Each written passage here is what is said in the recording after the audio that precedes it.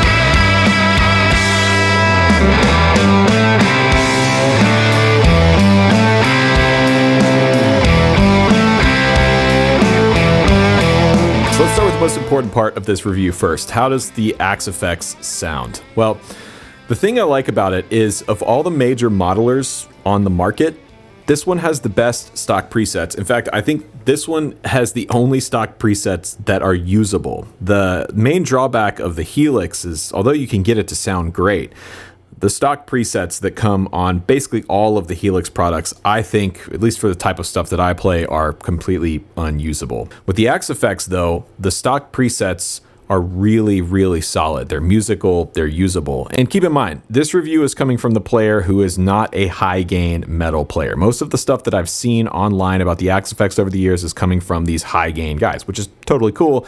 I'm just not that player. The sounds that I go for are typically more classic guitar sounds, edge of breakup, you know, Fender style amps, Vox style amps, Marshall style amps. So we're gonna take a look at one of my presets here. This is based off of a Dr. Z Maz 38. And by the way, I just released a preset pack for the AxeFx. It works on the FM9 and the AxeFx 3. If you want more information, that's linked in the description box down below. But this is a preset that I made based off of a stock preset. I started with the stock Maz 38 preset and tweaked all the parameters to my liking and came up with this. And I think this is a good example of how lifelike the AxeFx can sound basically right out of the box.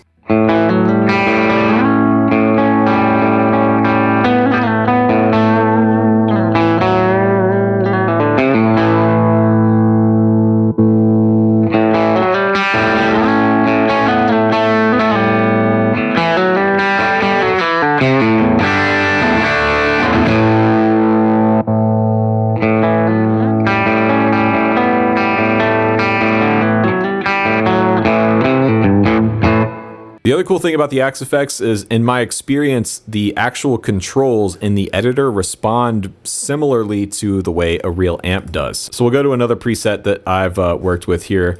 This is basically my version of a matchless DC30, and I've built in a couple of different scenes here.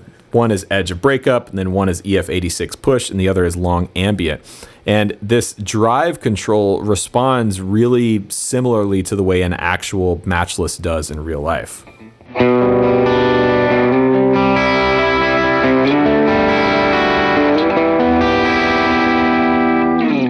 That breaks up like the real amp does. Now, the other thing I really like about the AxeFx is the cab block. The stock impulse responses are really great, and you have hundreds and hundreds of options.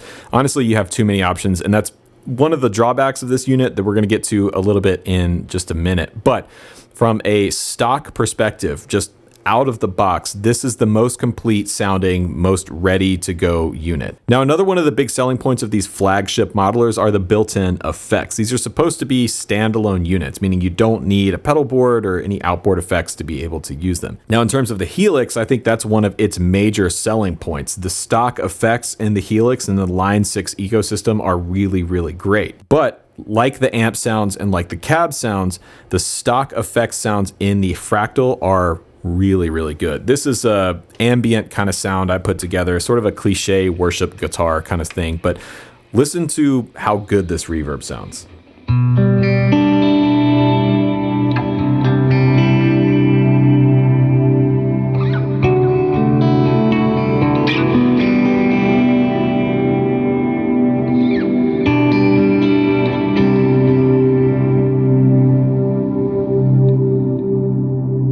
This is the stock cumulonimbus reverb setting. I haven't tweaked anything. This is just the stock block as it comes in the AxeFx 3. And if you're not into that super washy worship kind of sound, there's really great plate sounds in here, really great hall sounds, studio sounds. I mean, you can really do a lot with these reverbs and delays.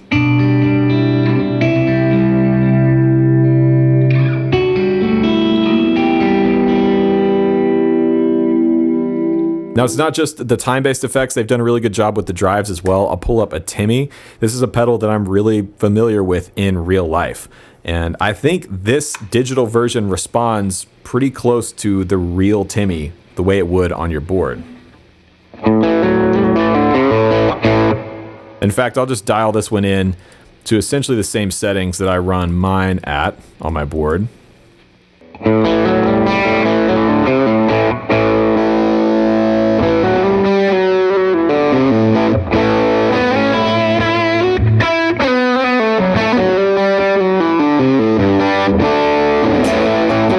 Any of these units have drawbacks. They're not perfect. While the AxeFx sounds great, its biggest hurdle, its biggest issue is by far the user interface. In my opinion, especially with the rack unit like this, you have to use the software editor.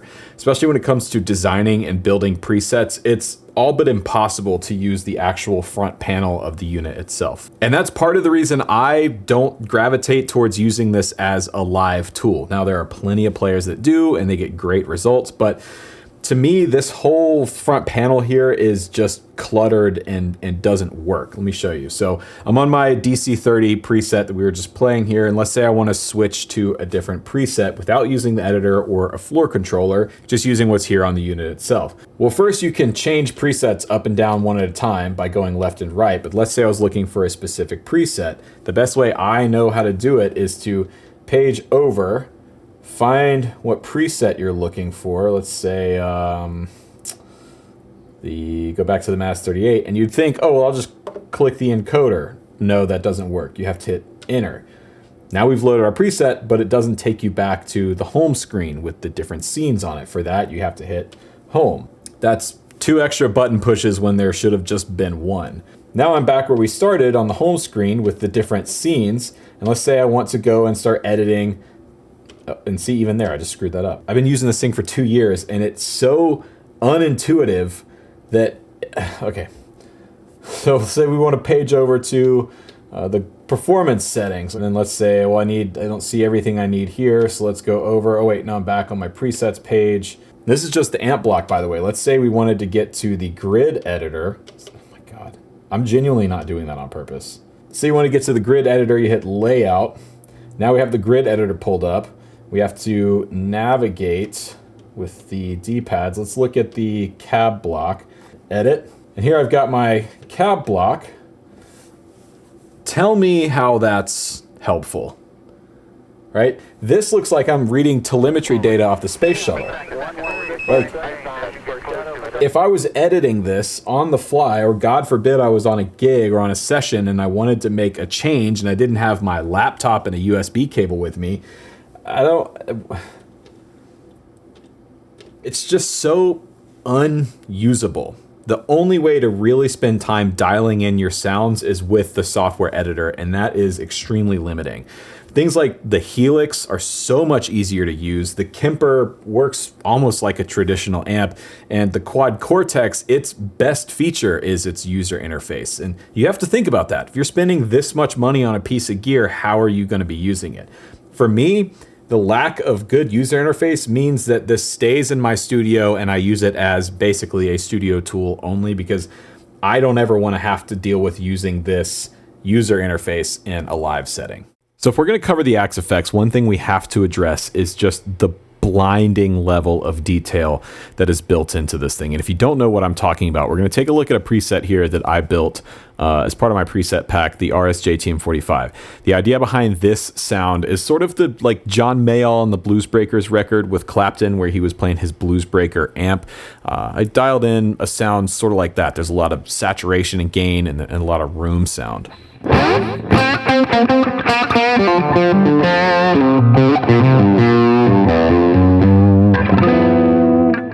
And then I even put in like something from Cream, Sleepy Time Time, that kind of a smoother overdrive sound.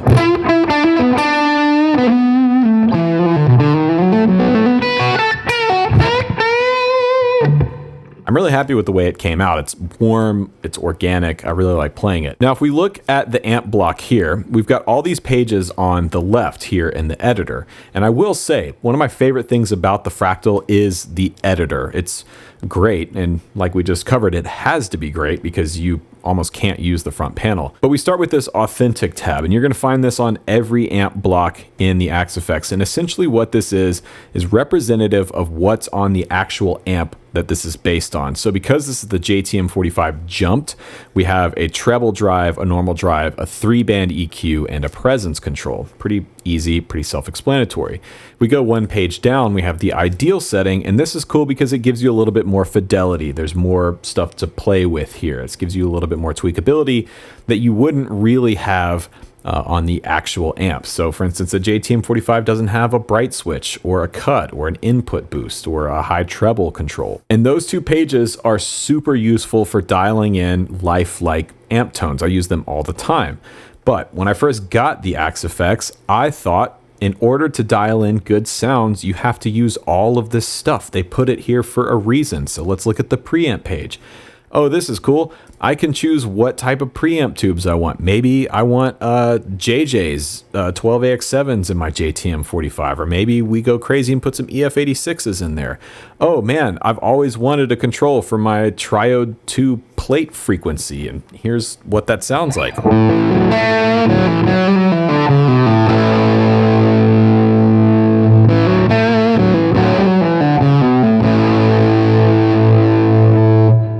Let's look at the power amp section. Okay, cool. We've got a negative feedback control or transformer drive, or let's see, the cathode resistance. You start to see what I'm saying. There's so much detail in this and so much tweakability. You have a control for grid clipping in the cathode follower section, or bias excursion in the power. I don't even know what bias excursion is. I would consider myself a relatively informed individual when it comes to tube amps and how they work. I have no idea what bias. Actually, let's play it and see what happens.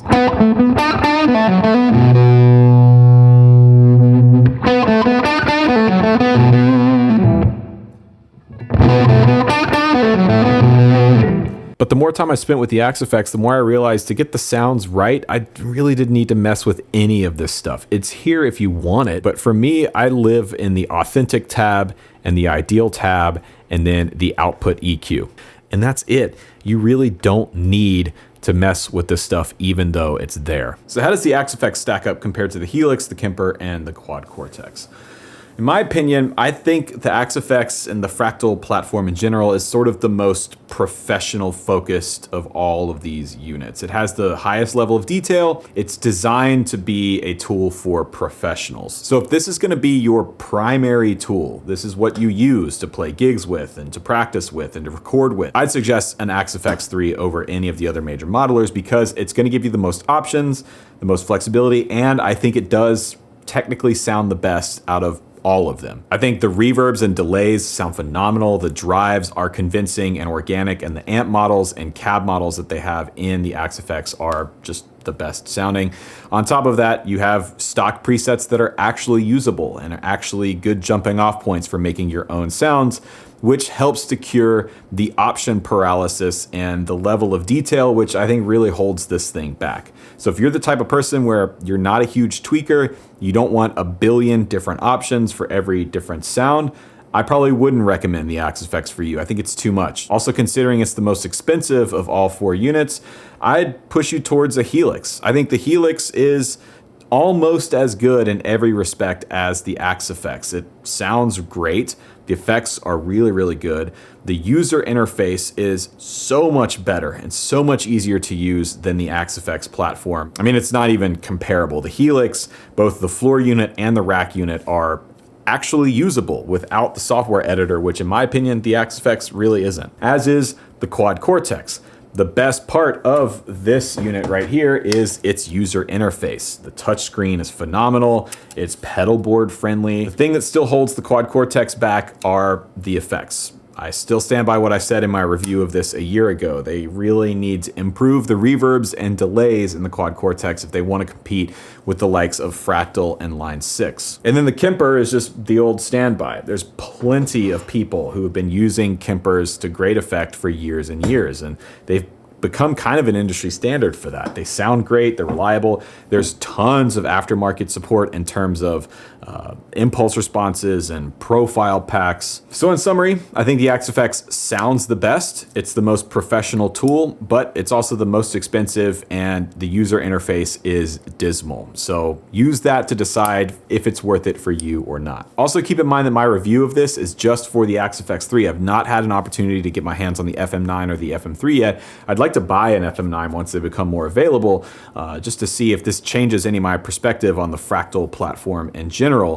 But right now, my only experience is with the AxeFx 3, and I think it's really good. Even with its shortcomings, I think it's a really, really great piece of gear. But I want to know what you think. Are you a fan of this unit? Do you play something else? Are you looking to buy one? Let me know in the comments section down below.